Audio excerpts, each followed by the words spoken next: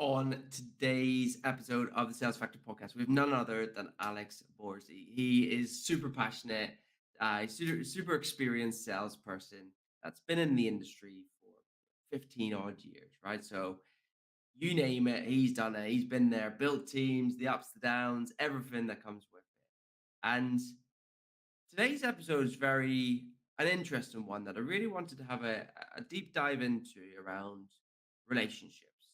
We all know as salespeople, it is super important. So let's get into the show. Alex, Aaron, what is the biggest challenge that you're finding right now in sales? biggest challenge in sales right now. Well, I think sales is such a broad domain, isn't it? And everyone's doing it slightly different bag in terms of what they're trying to solve for, who they're trying to sell to, and so on. Yeah. But do you think one of the universal things that you can fairly say is sort of probably having an impact in sales in general is kind of the commoditization of people's time? So particularly as it relates to physical time together, actually getting together in a meeting room, having a coffee together, less time in the office because of hybrid working. And I've certainly noticed that in the last couple of years in the work that we've done in my previous job, trying to get out in front of people and build relationships. If you're only doing a couple of days a week, they're only doing a couple of days a week, there's still the same amount of people trying to meet. But there's just less physical opportunity. So of that total time that you could be together, maybe a lot more of it is partitioned over to Zoom or a Teams call, and then you've kind of got a little bit of FaceTime to fight for. And I think you can build a very deep relationship in person. You can certainly add a sort of a third dimension versus what's available through the Zoom channel. So I think that's probably affecting everyone a little bit. Yeah.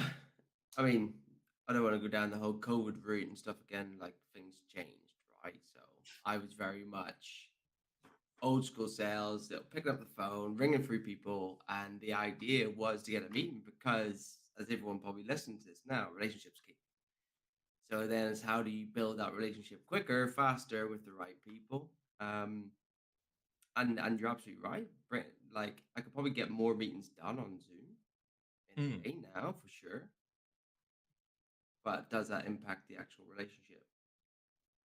I'm sure we can get into that. But why do you think that's such a big problem then? Why do you think it's such a big challenge for people right now in sales? Well, I'm a big proponent of like the importance of energy and kind of like you ever walked into a room and you just know that an argument happened sort of 5 minutes before. Yeah. You're not there's no evidence of it. It's just there energetically. You can feel it, right? That is reading the room. And that element is so important when it comes to building connection with people. You don't really know someone in depth. I mean, it's not to say you can't build deep relationships over Zoom. And I'm not here being a proponent of kind of going back to the office 5 days a week and kind of regressing back. This is what we were going to raise the flag. We were going to push on, soldier on. 5 days a week. Let's get back to it. All crammed into the Northern Line. Don't even. I was actually on the Central Line the other day at peak time. I was like, how did I ever do this 5 days a week? 5 days a week, especially in summer. Completely numb. Completely numb. But I think it's a really important point. Like you don't know someone's energy until you've been in a room with them, and it's very convenient to be able to just hop on Zoom. If we can do a quick call now on Zoom, I can take it and take the call in the gym. I can take it in the airport. It's awfully convenient. But I think it does. There's not the same level of commitment. There's kind of, if I come and meet you, if I travel to your office to spend time trying to build a solution for you as a supplier, there's an element of reciprocity in that. Like if I'm prepared to come and travel and meet you and invest the time versus just quickly hopping on a call, there's something more meaningful about that. And I think people feel it. And I think it impacts relationships positively when you get the chance to do it. So it's not to say that we shouldn't capitalize on the convenience of calls. It's just to say that where possible, if you can add in or fight for that third dimension of really actually spending time together as people, it makes a massive difference. And I would certainly want, if it was my team or people, I would certainly always encourage them, like, try and meet people, like try and, you don't need to be in the office 5 days a week to do that, but try and, manage your time so that you can actually get some good time with people. Oh, absolutely. Uh, I, th- I, I think yeah. I believe I can get so much more out of it. Like the relationships I've got now from when I was doing recruitment way back, like 10 years strong. And I go around to the barbecues, I go around to Sunday lunches, and we talk about work, yeah, but the relationships pushed on, and that all came from meeting in a coffee shop. And we didn't even. It doesn't always need to be about work. Those meetings.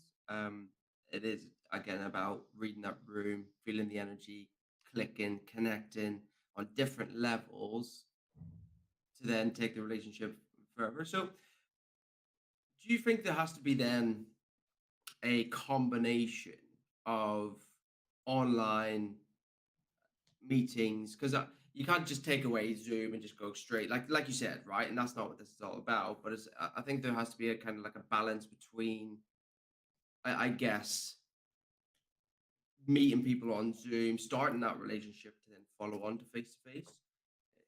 Like, have you saw a balance between like actually how that works, or is it just full steam ahead, trying to get a face to face meeting? I think that like, as we've sort of underlined, calls are very convenient, and it's a great starting point, particularly if there's a lot of fielding that takes place in kind of any sort of sales process, right? So like, if you're trying to sell something, the chances are initially someone wants to just screen it, and a Zoom call is a pretty appropriate opportunity to do that. I think if you want to then go beyond that, I think the next step for me, ideally, and obviously it depends because some people are selling internationally, it's not relevant. But if you're in London and your clients are in London, I think the next step is try and meet them in person, because I think it just goes a long way in terms of making sure that they understand who you are. And remember, like when someone buys something from you, just to come back to like sales basics, when someone buys something from you, like they're imparting with a little bit of their security. Like, what do I mean by that? Well, if they've got a budget that they're responsible for managing for somebody else, or they report to their CFO about that budget arguably represents part of their security, because they're tasked with doing the right thing with it. And that then determines whether they keep their job. So if I'm imparting with part of my security, I need to trust you. I need to feel your energy. I need to feel like you're somebody who I can take a punt on. I can put this innovation budget into this partner. I trust this guy or girl, whatever. And I think it's important to think about it like that, like to actually understand someone's motivations, to understand what kind of day they've had. Like, you don't always get a chance to do that on Zoom. It's quite transactional. You hop on. I had a call yesterday. And people come on, they're flying in and out. It's like, virtual chat roulette. They're just flying in. Out of one meeting and into another. It's like, hi, they just come sort of handbrake turn into the meeting, right? You must have felt this. Like, people just turn up. Oh yeah. Oh, sorry, yeah. What we hear, I've had meetings where people sort of say, well, what's this meeting again? Yeah. And I don't think that always, if your relationship and your whole business cycle has been sort of only operated within that realm, then I think you've probably missed some opportunity to kind of go deeper and actually really build something with that person. And that person probably doesn't owe you much until they've met you and got to know you as a person. Yeah, I think you've hit the nail on the head there with trust, right? Because no one's going to buy from you if they don't trust you, right?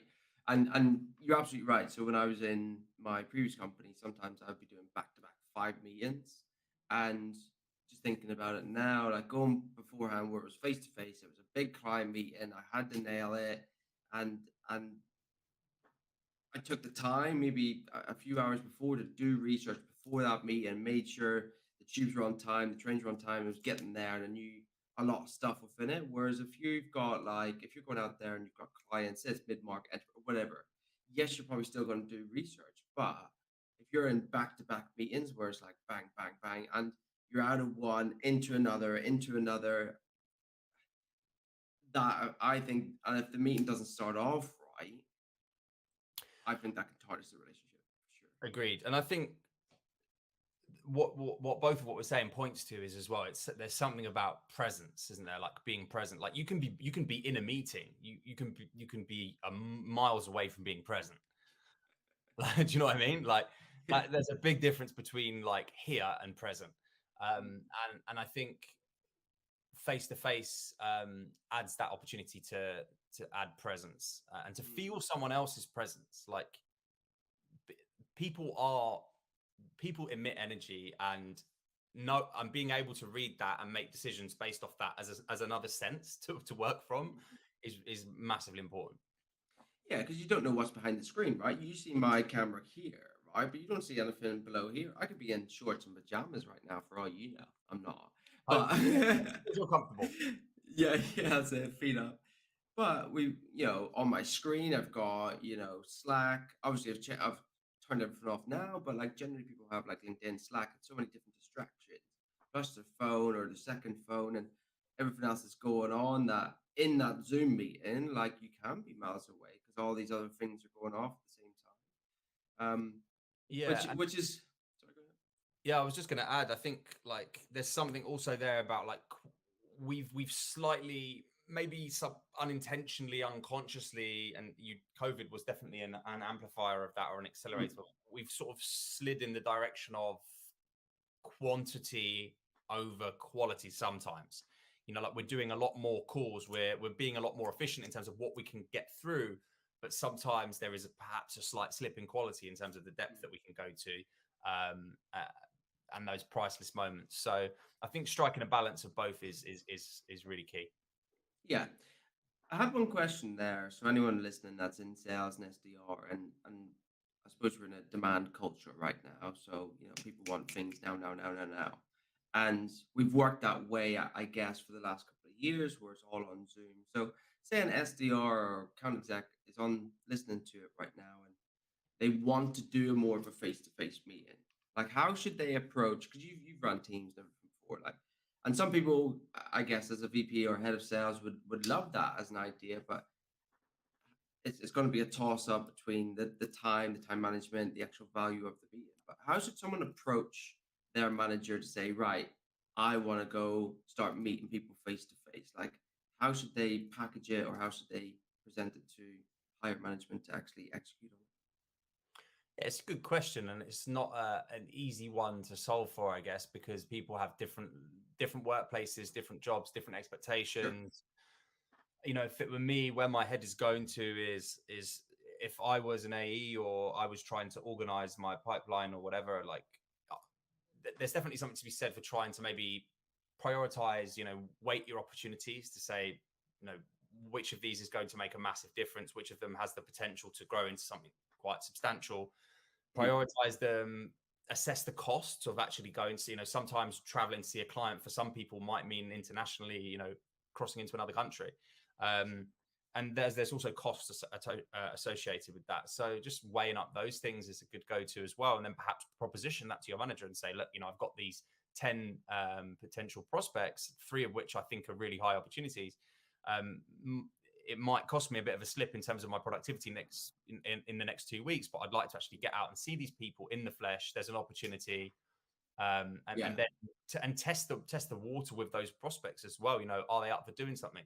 And incentivize people to do it. It comes back to the old school basics of like, what would motivate those people to meet you? Because in a culture where now we are just trying to move quickly, efficiently, if they can just move you to Zoom, they'll very likely do so. What would motivate them to stop and to meet with you? Put yourself in their shoes. It's, basic stuff, but again, it comes back to presence, having the presence of mind to slow down and go, all right, what would actually be okay? And then following your people on LinkedIn. Okay, this person is attending this event. The event ticket is, 100 quid. If I can get to that event, I can conveniently have a coffee with them. It will make a difference. Yeah. And if your deals are worth it, if the deal size is worth it, and I think it's got to be done. Yeah, and I think a good way I would probably do it if I was back into that is I would try and group maybe like 3 or 4 prospects around similar areas. So if you're going to take an hour out traveling there, meeting an hour, Like do it like on a Thursday afternoon, right? So you know you're going to be out all day, but you can back to back 3 or 4 meetings, so you can try it. Um, and then, like I said, test them beforehand. So if you've done Zoom calls with them, or see if you can meet multiple stakeholders within that business, so then it makes it worthwhile. And the reason why I'm saying this is I've had a lot of times where I've done a Zoom call. It's great, good rapport, good energy. All ticking all the boxes, and then it just filters off into the ether, and don't hear from them. Mm. Whereas I believe, like more of a face to face, the relationship's on a different level, which means then I don't think you would get ghosted as much as you would just doing back to back, trying to get people out. But yeah, I think it's do you think it depends on the actual product they're selling or the industry of, so say, like, for example, my old company, it was about personal branding, it was a course, etc. It was all online. So meeting someone face to face, absolutely worth it. But it could be done on a closed on the call in a one stage call. So do you think it's dependent on like say it's an enterprise where you got multiple stakeholders, multiple people, then it's going to be more worthwhile meeting those people than just anyone? Yeah, and again, like you say, it will completely depend on the situation, the sales cycle. I think like mapping all the stakeholders that are involved in the sales process is important anyway. That's kind of good practice. Mm, Um, like events, as you mentioned, is a good one. Other ways that you could, I mean, there's always, it depends on the situation. Like you could put on your own event. You could work with your marketing team to host your own event, host a dinner, something like that. Try and bring your mm, client, try and bring your clients in, um, yeah. and do something educational, informative. Uh, yeah, but I do think that where possible, make it happen because I've seen it firsthand. The like the people that are spending time in person, in physical, it's making a difference. Yeah. No, I agree. I think with meetings, it's that toss up, right? Because we want to book in more meetings because we want to meet more people, and we can meet more people via Zoom. But then the other side is you're going to take a lot chunk of time going out to meet someone. So it's whether or not, I guess, it's the value of the relationship. Like, how much more in depth do you think it can go by meeting someone face to face? Like, have you got examples where you know, maybe you've closed a deal or closed a sale just off the back of a face-to-face meeting that you don't think that you would have closed just Definitely, through I Zoom? think it's massive. Like I don't think it could be understated how important it's more. Mm, Like, you get more information. There's the impromptu kind of first and foremost is the chances of like if you're having a call, you're definitely not going to be having a drink together. You're definitely not going to be having a coffee. You're definitely not going to be strolling down the road together on the way to the. mm, You're definitely going to be doing nothing except being on the call. Whereas yeah, if you're anything face to face, you you could be going to meet someone for a coffee, you bump into them on the way there, the stroll on the way there, you spend 5 minutes talking about their family situation or something. mm, You pick up something which gives you a whole new indicator about what that person is about, a whole yeah, new a whole new motivator about what makes them tick. It can't be underestimated, I think, how valuable that stuff is. And there's definitely been many examples of where it's more to the tune of garnering information and uncovering things that have contributed to a deeper relationship or have contributed to a sale rather than the fact that they've met me in person and now they think I'm great and they want to work with me. It's mm, not so much like that. It's more just you just uncover more. yeah. I think as humans, human nature is to meet people, right? Look at what happened. If you look at when COVID happened, everyone was used to meeting face to face, going to networking events, and when COVID happened, we got locked down. Like all that got taken away. So where did everyone naturally go? They went to social media, they went to LinkedIn to have a voice to still connect with people. And I think the human nature is to connect with people. And I think from a psychology point of view, if you're making the effort to go out there and build that relationship face to face, like you said earlier about the reciprocity, absolutely, I agree. You're spending money, you're going down, you actually care about, not necessarily the deal, but that relationship of what the product can do for them. I sometimes feel that if you're just banging out meetings on Zoom all day, it can feel just like hitting a number. And then you miss that relationship element of it. Yeah, and what you can be sure of is the people that are doing it while you're not, they have some kind of edge. It's not to say that they'll close deals and you won't. It's just that they are reading more data signals than you are. Mm. Like you can kind of put it back to that. Like how many data signals are you getting about the person that you're working with? Well, I would argue that there's a whole third dimension that's not accessed at all through calls that by when possible tapping into really illuminates the relationship in a whole new way, and that Yeah. is, I think, where possible. If you most people out there are probably going to the office a couple of days a week, make those couple of days count. Use them to Yeah. have that FaceTime because it will make all the difference to your outcomes. Yeah. It's like working, in the office. There's a reason why there's hybrid working, right? Is to build relationships internally from your sales team because that drives performance, it drives more camaraderie, it drives everything. Um, and if you've got a target client that you're going after, how many times, if you're listening to this now, have you went to go into a Zoom call and they haven't turned up? They haven't even emailed you to say they're not turning up, and Mm. you're sitting there like a balloon, just waiting, staring at yourself on Zoom. I've been there. Don't worry. Whereas if you've got like a face-to-face meeting, it's a target client, like this is going to be killer. But tell them, hey, I'm going to be spending £100 on a train to get there. It's going to take me an hour. Like, let them know because then in the back of their mind, they're not going to turn around and just be like, boom, cancel. Because they know you're making the effort to come see them, to speak to them about your product or your service or how it can really help them. But sorry, you had a point Yeah, there. yeah. It's interesting what you say because I was talking about this with my previous manager. It's like it's what we say when like companies obviously want to maximize creativity, time in the office, and there's kind of this mandate or call to be in the office a certain amount of days by a lot of companies, which I think is fair and reasonable.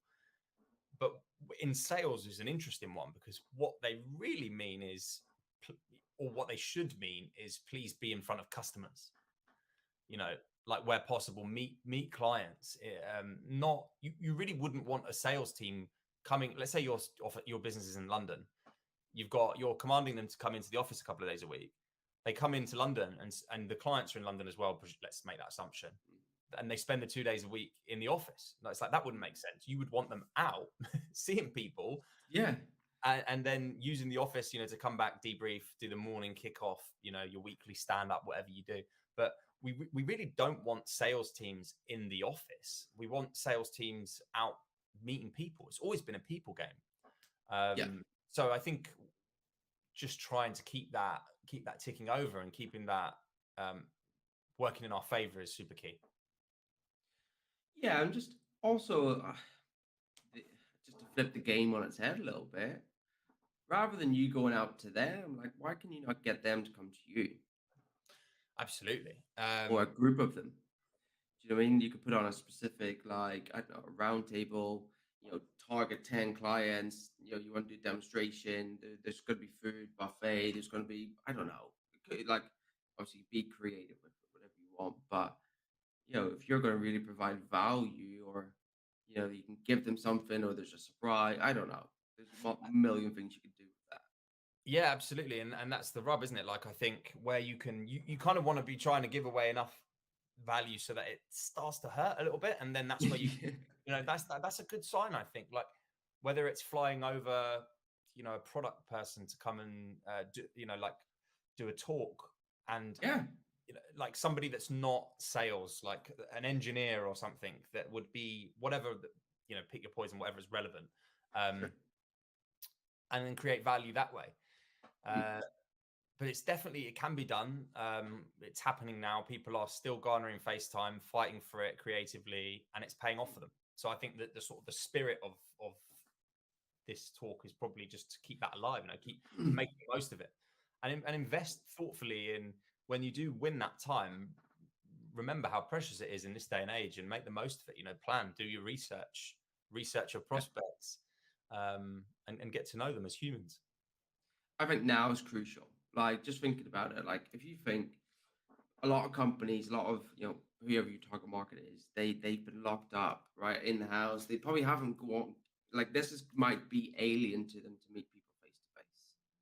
So if you're coming in at a different angle and pitching a face to face meeting, it's going to be different than your competition out there. You're right. So it can, and everyone loves different, right? And no one wants to be the norm. So it could be that way. What we used to do was a round table. We used to get ten heads of around the table talking about specific topics. And there was such a transfer of information from people in the industry of what they were doing. That was great, right? People were learning from each other, a few beers, a few drinks, and then some food, which was great. Like it went down amazing. And the other thing we used to do, and not everyone can do it, but as a networking event. So if you can organize, there's a lot of organization going into it, but even if you could do like 20, 30 people specific, have a few talks, whatever it may be. What then happens off the back of that is you set up a time the next day to bring through everyone, find out their thoughts, and then off the back of that, then you can book face-to-face meetings in. So again, it increases the perception, it increases the relationship, it makes it even more in depth than just, oh, hey, let's just jump on a Zoom call. You still can build a relationship. I've got many good relationships off the back of Zoom, but yeah, I think there's you mentioned something there about human. I think online that has this kind of like I suppose weird annotation that it's not necessarily human, whereas face to face we need that interaction. Yeah, absolutely. And I like the idea of kind of like hosting things like that. Hmm. We've had that in the past. Have a client, have an existing client talk about their success, and sort of host that as a kind of panel. That can be a great way to also provide social proof that what you're offering works, Yeah, um, and to bring people together to ask good questions, and to build trust. love it. Good, mate. I think there's a lot of takeaways there of what people should be thinking about in terms of going out. From an internal perspective, how would you pitch it internally to then actually going out and the reasons why. I think people will get it, but it's now about actually going out and doing it. Um, and it's not just saying that that's the only way. I think it's going to be a blend between the both and pick and choose your battles, right? Pick and choose who you actually want to go meet and who you just want to keep as Zoom that. And it might be someone that you're nurturing over a period of time that you think that face-to-face meeting could bring them across. Yeah, absolutely. Spend your time prioritizing, and in the where you think it will add value, even if sometimes it feels like it's a little bit inconvenient. Push yourself, Hmm. go and do it, because it will make the world of difference. That's it. Awesome. Alex, pleasure for that. So you've been in sales for a long time? Yeah.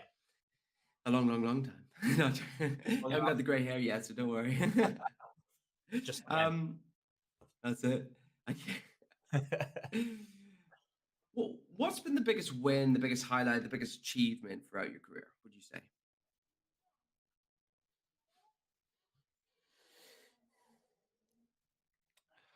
it's easy to gravitate to like a remarkable deal or winning something like an award, because those things are amazing. But what I realized when I moved into sort of managing and leading teams was how rewarding it can be to enable the journeys of others.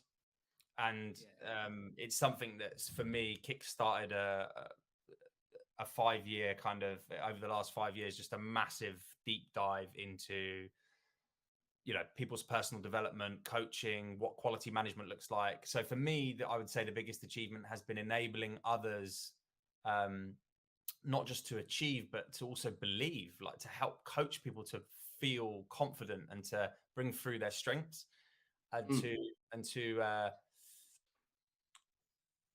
to kind of come forward with, and just really give 100% creativity, 100% energy. And that, I would say, has been, seeing people flourish, has been the most rewarding achievement of mine, should we say. right. Yeah.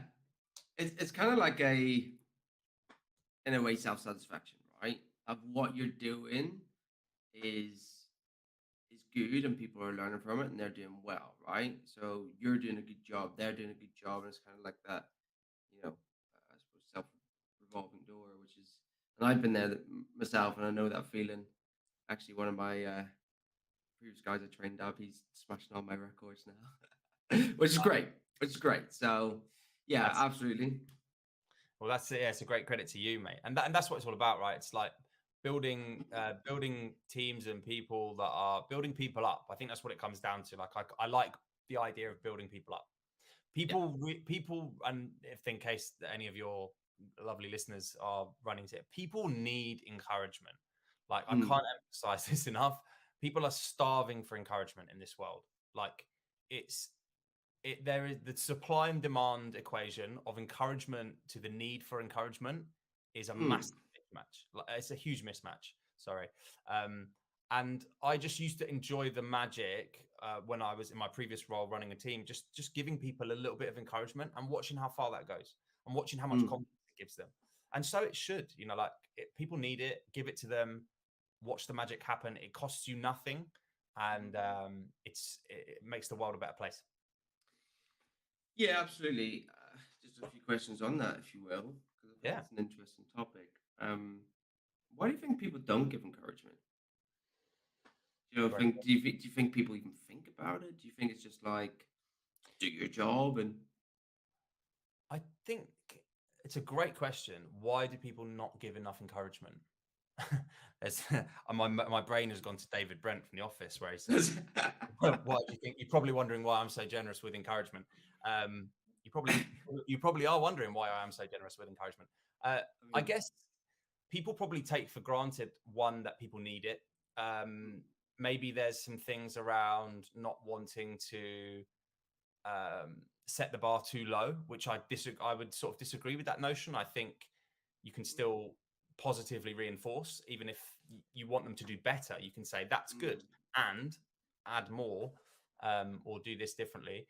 Um, I think it's I think it's a cultural thing as well. Like you need to sometimes the people that aren't giving encouragement aren't getting it themselves. So it's kind of like a sort of like I would use the term like generational kind of or hierarchical thing. Like people who are starved of encouragement don't pass it on. It's like you pass it forward.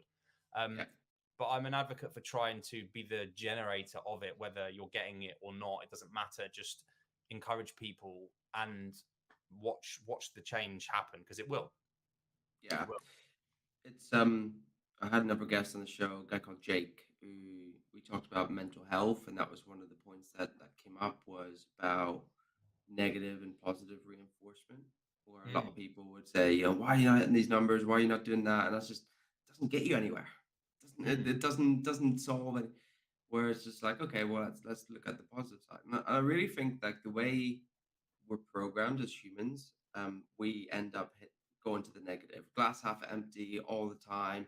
Worst case scenario, if someone potentially picking up that phone, and it can be, yes, it's shifting mindset to think of the positive things that could happen from, I don't picking up that phone or going to that meeting or whatever it may be.